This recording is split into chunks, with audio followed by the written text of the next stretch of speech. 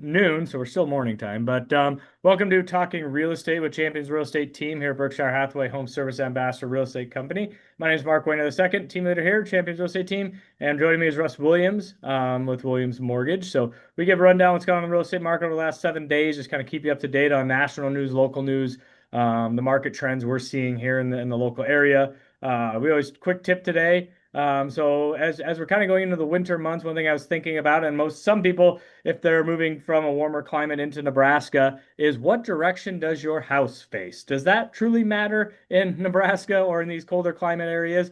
It does a little bit as far as from a driveway perspective. In the winter when it snows, you will notice that if you live on the south side of the street, where or I guess if you live on the north side of the street, your house faces south, or you live on the east side of the street and your driveway faces west, you typically get more sun on that driveway, which basically will melt that snow faster. So you get about an inch of snow, maybe a little bit less there. You might not even have to shovel your driveway, and your neighbors is basically going to kind of melt a little bit, and then it's going to refreeze overnight, and then they're going to have a skating rink sometime. So those are some things, and you may see, and when we're looking at older homes, you can see the driveway may pit a little bit. You may see it buckle a little bit more because they're going to have more freeze and thaw because that frost layer with that sun being down there isn't necessarily going to have that driveway going up and down a little bit. So those are some things to take into account. And I bring that up to a lot of my first-time home buyers, or maybe people that just, you don't know what you don't know when you come into a colder climate.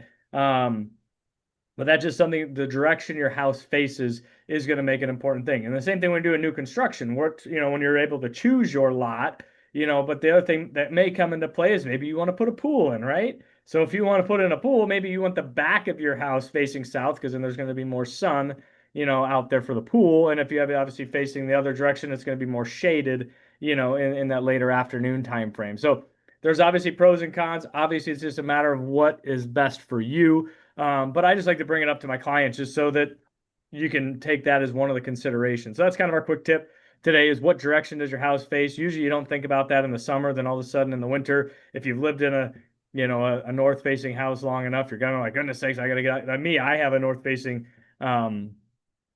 driveway. So I know if I got to get out there and I got to push the snow or shovel the snow, sooner than later, because if it melts a little bit and it turns into ice, if I don't get out there in a day or so, then it'll be just more of a headache. So anyways, that's a quick tip. So take it for what you will there. But let's jump in what's going on in the real estate market over the last 7 days, get our graphics here. For those that regularly join us, kind of keep the same graphics so you kind of know what we're talking about here. So over the last 7 days, we had 739 new listings go live in the Omaha Lincoln MLS, 374 new contracts written pending units, and then 388, sold homes in that regard. So our new listings jumped up about 100 from last week. So sometimes it depends on when I pull that data, if it's early in the morning or, I just pulled the data in the last 30 minutes or so here. So we're seeing, this is typical this time of year. We got about a 2-to-1 ratio there, almost a little bit, of homes coming on the market, homes going off the market. So it's still a very active market, out there. The big thing is pricing the house right, condition, the same things we talk about every week in that regard. So I know we touched on, there's some things that Russ and I, that has been in the news, two kind of big topics we've seen on social media and stuff that kind of affects the lending side, that may affect kind of that new purchases and things like that. And maybe they do, maybe they don't, but get the facts straight, I guess, when we chat about here in just a minute. But yeah, so activities very similar in regards to that. So let's take a look at 30,000 foot view. Oh, there we go. So we literally had one more house go on the market as far as our number of homes for sale. So in the Omaha Lincoln, so it was 433.34 last week, and then it's 433.35 on there this week. So Douglas Darby County is 2435. That one was down a little bit. Our existing homes went down to 1426. Our new construction jumped up by about 30 or 40 houses. So builders are sometimes getting those houses that are the spec homes are getting done in that regards. And our months of inventory went up to 5 months of inventory. So what does that tell you? So 0 to 3 is a seller's market. 3 to 6 is a neutral market, healthy market. There's a good constant supply and demand in that regards. And then 6 months and above is typically deemed a buyer's market. So, depending on what subdivision, what area of town you're in, you may be up there in almost a buyer's market, depending on how houses are on the market. So as we go through here, excuse me, those are all things that take into account from a buyer's perspective, a seller's perspective, and all that side of it. So, essentially, we have a new listing going live tomorrow. So I guess you can hear it here first. Breaking news, all that kind of fun stuff. Over in the El Dorado subdivision off about 153rd, in the Blondo area between Blondo and Dodge. Great house. It'll be on the market for 300,000. So yeah, I'll post that on our website, all the social media tomorrow. Just dropped off some marketing material over there. So an awesome house, been very well maintained, brand new carpet, and all that good stuff. So it has a loft in it, which is kind of cool, a split entry with a loft. So it's a very unique layout. So excited to get that one on the market for our clients tomorrow. So, but yeah, let's jump in here with Russ. I know kind of some news things have been going on as far as, a couple news articles that I've seen. One being that the Fannie Mae, Freddie Mac, as far as what the credit score that they've talked about. So I feel like a lot of the national outlets or even some local outlets being, hey, they're dropping the credit score. You don't need to have a credit score to get qualified for the loan. So Russ will give us a touchdown on what that all entails. And then we also, obviously another hot button item was the 50-year mortgage. So I leave it to Russ as being the finance expert in that side. I know enough to be dangerous, but always rely on the experts in the hand that we associate with here at Champions Real Estate Team. So I guess, Russ, I'll leave it to you. What do you say? Wow. Yeah. Busy week. A lot of news in the mortgage world. Yeah, you're exactly right. Fannie Mae did remove the minimum 620 credit score requirement as of November 16th. So that's upcoming here. But that doesn't mean that credit scores below 620 will now be approved or that credit scores no longer matter. It simply means that the automated underwriting systems will no longer have a hard stop at that 620. They'll instead evaluate the full risk profile, which includes, of course, credit history, payment patterns, debt to income ratio, loan to value ratio, reserves, income stability, property type, and on and on and on. So in a nutshell, before they made this change, I saw a lot of credit scores above 620 that were not approved. All that this does is it might open up a few more, but it's not really going to be a major market mover. Sounds like it might be a great deal, but it really isn't going to move the market that much. Also, on the 50-year mortgages, we don't know for sure what that's going to look like. Fannie Mae actually did have a 40-year mortgage. It's been a few years ago now, before 2015. And that actually went away when the government came up with a new definition for what they call qualified mortgage. And all these traditional mortgages you see, like FHA, VA, USDA, Fannie Mae, Freddie Mac, those are all qualified mortgage. And right now, current federal law has qualified mortgage, meaning a term of no more than 30 years. So federal law would have to be rewritten in order to make Fannie and Freddie eligible to buy and lenders eligible to originate 50-year mortgages. Could it happen? Sure, it could. We've been hearing all kinds of rumblings about Fannie and Freddie maybe no longer being in conservatorship with the Federal Housing Finance Agency. There we go. Too many acronyms. So we don't know when or how that might happen. But in a nutshell, it can be a little bit of a misleading thing. And let me explain why, Mark. A 15-year mortgage, for example, on $100,000 at 6% versus a 30-year mortgage on $100,000 at 6%, there's a difference in payment of about $240 a month there, meaning the longer term, 30 years, is going to give you $240 lower payment than a 15-year would. But if we instead compared a 30-year at 6% to a 50-year at 6%, it's only going to save $68 a month. So again, on paper, it sounds good, and in the news, it sounds good. Is it a market mover that might really move affordability? Maybe not. And the other reason to be skeptical is that typically the longer the term of the note, the higher the rate. For example, a 15-year mortgage is going to have a better rate in most cases than a 30. So if we're comparing a 30-year to a 50-year, we may not see much, if any, payment savings. So we don't know what the details are. It is good that there's conversation about affordability, as we've talked about, and as you show in your slides every week. Home values have risen nicely, and so it's great to own a home and see that nice improvement in value with appreciation. But affordability is definitely crunched in most places in the country now. As far as mortgage rates go, though, this is a lot to dump, I know. But the government looks like it's going to open up maybe as early as Friday. That doesn't mean everything returns to normal as of Friday, because there is a boatload of economic data that has to come out yet, much of which was from last month. Some of the current private data suggests that we're continuing to see a slowing of the economy.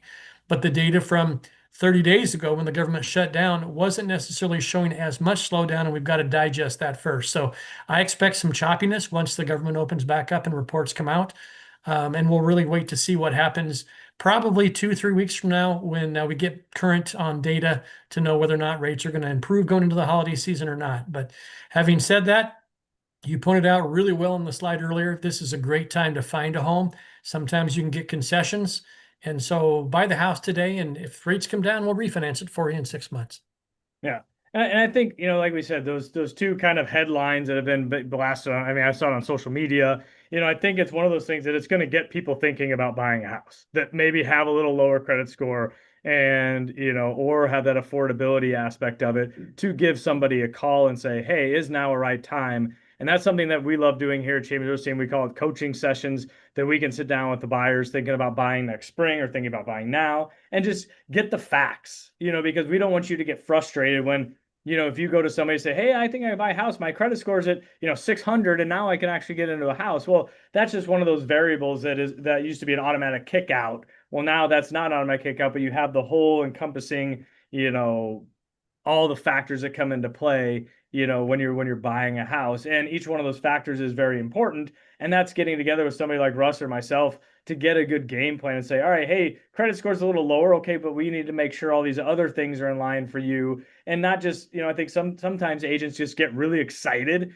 It's like Tommy Boy, you got this pretty new pet, this pretty sale, and but you get so excited to have this buyer that you're working with, and they're excited, you're excited, then you go out and show them houses, but you haven't done your due diligence to make sure that they are ready, willing, and able to move forward in that process. And you need to take a step back and say, yes, there's been some headlines, out there that talk about affordability, and maybe one of those things was a hurdle for you. But hey, let's take an encompassing look of what's gonna, that buying process, and so that we can be ready to rock and roll. Because there'd be nothing more frustrating than if I was a buyer. I came to an agent and said, hey, I saw that credit score. Yeah, hey, I think we can go look at a house. Okay, let's go look at houses. And then all of a sudden we go look at houses, and I talk to a lender. I find a house that I like, and then then the lender says, well, I'm sorry, you don't qualify because of X, Y, and Z reasons. And I'd be just like, what did that agent just get me in the car for, to drive around and look at houses if he knew? And maybe that agent, they don't know what they don't know. But it's one of those things that's, let's sit down, go over everything, and make sure that you are ready, willing, and able to buy a house. You may be ready and willing, but you're not able to pull the trigger. Those are the three main components when you're buying a house and even selling a house, that you're able to pull that trigger in regards to that aspect of it. I think that's, the headlines are great, and it creates a buzz, and it gets that, on all the hey, click more for details. You go on, on the clickbait type of stuff, but it's, what does it really mean? And talking to, someone on Champions team here or over Williams Mortgage to literally get a good idea. And awesome. What it does, I think, is a good thing, is it gets a conversation started for some of those buyers. And as a buyer now that's ready, willing, and able, you got to pay attention to those headlines. And it's not me trying to say, hey, you got to go buy a house quick, because this is going to bring more buyers, I think, to the table. Now, if those buyers are able to buy a house, that's a different story, but it's going to bring them to the table and start the conversation. And if you've already been in the conversation and you've just kind of been, maybe we'll buy a house, maybe we won't, you may get a few more buyers that enter that buyer pool, which, creates more competition, all that kind of song and dance. And obviously we talk about, how we navigate those waters. But I think this is a great opportunity, especially in the fall time, because most people, there's less activity. Obviously holiday season gets a little bit busier just with family stuff and, all the different things you got going on there. But to sit down with, someone on our team here, or myself or us, and just say, does buying a house, is that an option for us? And, I always tell my clients, I can lie to you or level with you, and I'm going to level with all my clients and say, hey, here's what I see. Here's the options that you have, and then let's touch base with Russ from a financing perspective. And it just, you work as a cohesive unit. And that's, being in the business for 17 years and being around it all my life. That's our goal, is to take care of our clients and make sure that you are taken care of. So whether you buy a house next week, next month, next year, 5 years from now, we just want to be part of the process so that you are, taken care of in that entire longevity of that aspect of it.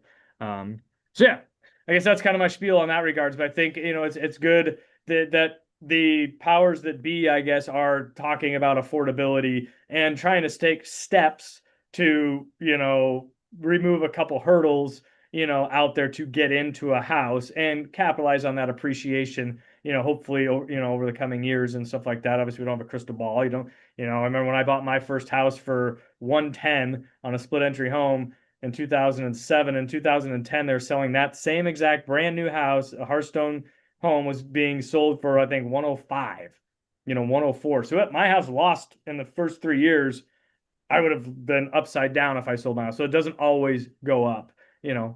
11 years ago, I sold it for 190, 187 and some change or something like that. So you have, that $80,000 appreciation over 10 years or whatever. So, but anyways, happy to help you. Give us a holler. Let us know if you have any questions, or anything else you want us to chat about on our videos here. But yeah, we can dive into basically anything and everything. So, take care. And, actually, tonight, I think the Northern Lights are probably going to be around again. I know last night I caught them at the very tail end.